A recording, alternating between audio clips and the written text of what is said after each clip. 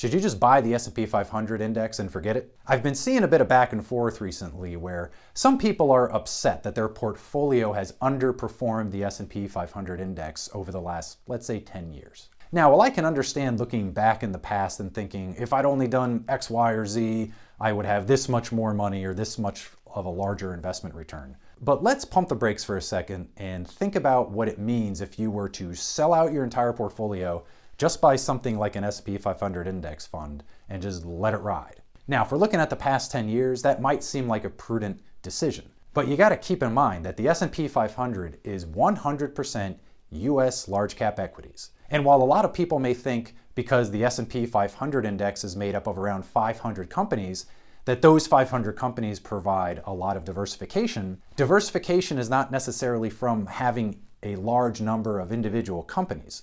Really good, true diversification comes from having a cross of asset classes within your portfolio. So instead of just having US large cap, you want to have maybe some international equities. You want to have some emerging market, maybe some other types of bonds in your portfolio, depending on your risk tolerance or your goals. Maybe some alternative type investments. You want to have an asset allocation that spreads out the risk and has low or even maybe sometimes negative correlation to other assets within your portfolio. And the whole point of doing that is because, yeah, if we look back over the past 10 years, US large cap equities have outperformed, say, international equities by a significant margin. But we have no idea what the next 10 years are going to hold. It could be entirely possible that international equities outperform US large cap.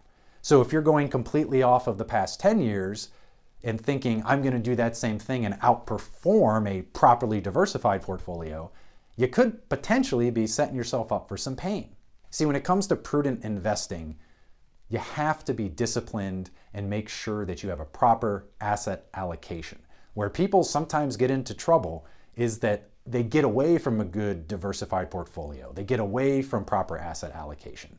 And sometimes it works out because the bet that they're making, pouring all their money into a certain asset class, ends up working out. And sometimes people get it really wrong and they have a really poor portfolio performance for a prolonged period of time.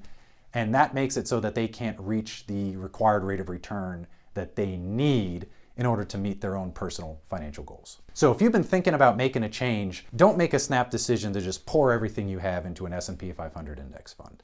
Think about it for a little bit. Do a little more research. Maybe even reach out to a professional that does this for a living to get a kind of second opinion on their thoughts. And maybe they can help put together a portfolio for you to help you put your mind at ease and sleep better at night and give you the reasons why it makes sense to be properly diversified versus pouring all of your assets into one asset class.